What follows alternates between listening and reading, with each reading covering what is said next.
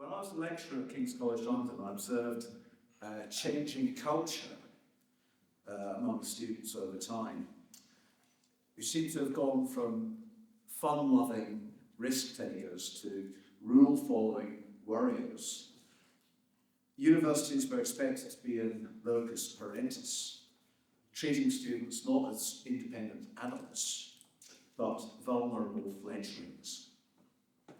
In the book, Coddling of the American Mind, Greg Lukianoff and Jonathan Haidt noted three flawed beliefs.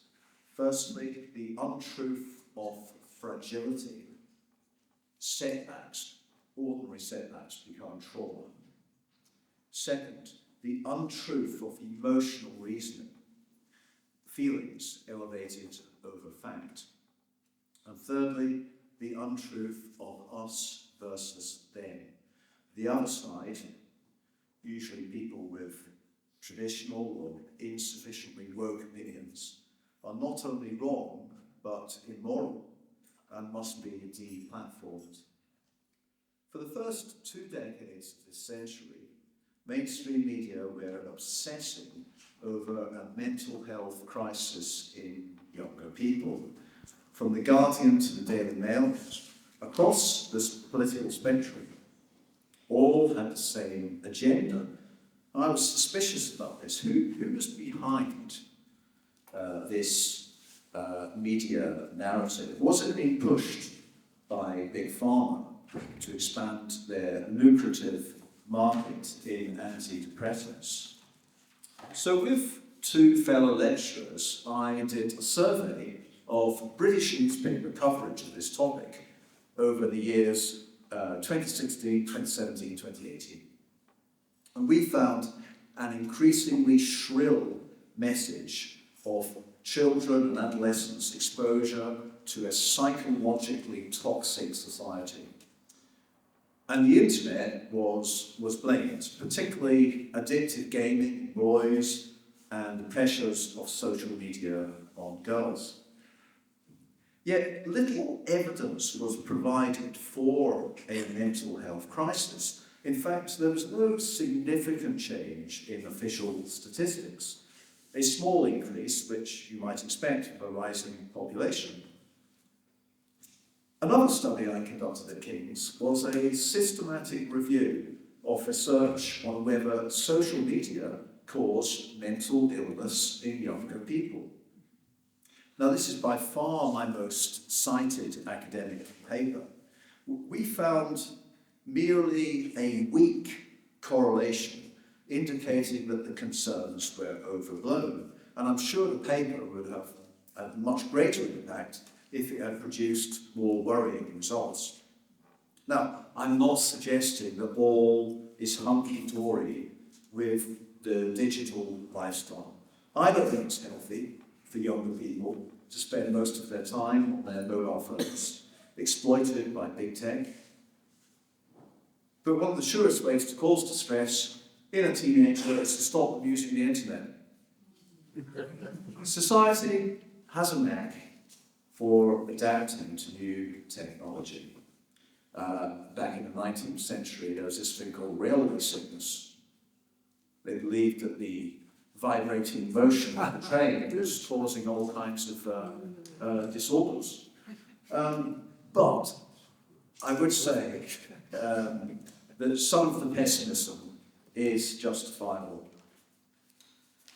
However, isn't it ironic that after many years of warning about a mental health disaster, that when a real crisis occurs, the media don't want to know? Worse, journalists and commentators actively promoted the very factors that immiserated younger people. I'm talking, of course, about lockdown, social distancing, mask wearing, the government's campaign of fear, and misplaced faith in vaccines. The COVID-19 regime wreaked acute and lasting psychological morbidity in the young.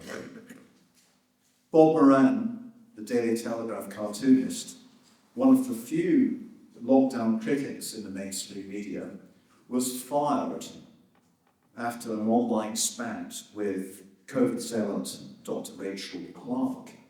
Now, I represented Bob for the Workers of England Union, and in our conversations prior to the hearing, Bob spoke of his anguish for the impact of COVID restrictions on his daughter and his anger at the callous clampdown on children's lives.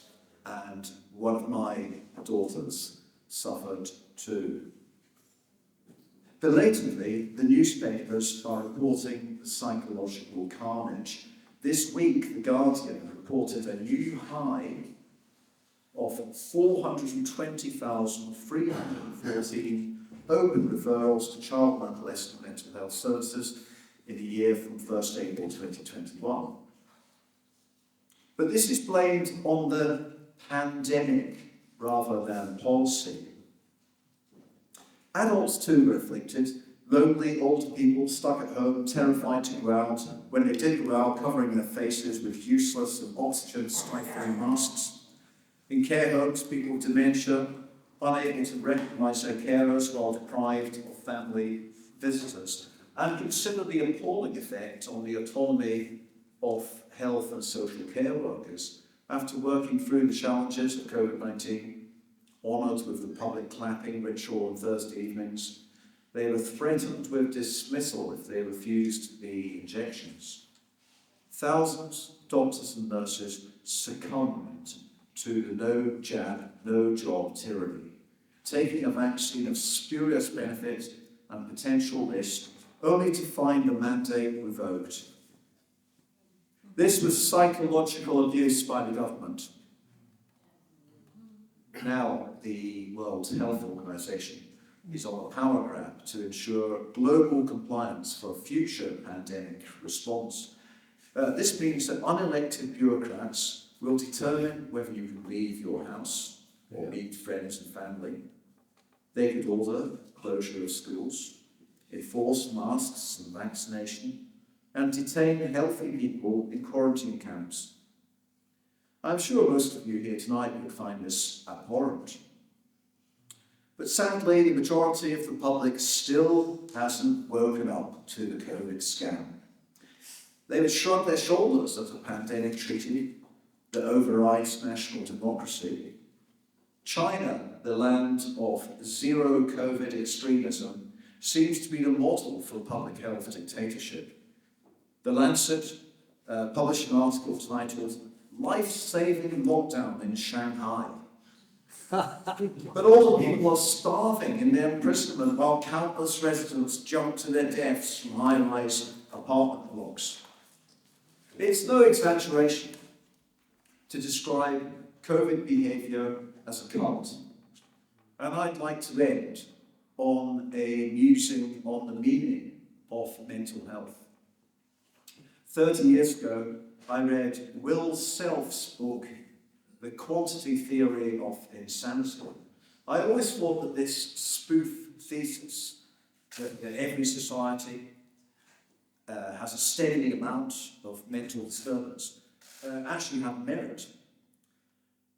In recent decades, schizophrenia has declined, replacing the severe florid psychosis in a minority is a more widespread prevalence of anxiety and depression. And these conditions were ripe for mass hysteria. So we must protect our children from the paranoia and puritanical pursuits of COVID-crazed adults. Younger people are the future. Let's nurture them as resilient human beings, as critical thinkers, who can say no to coercion. And as George Benson sang, teach them well and let them lead the way. Thank you.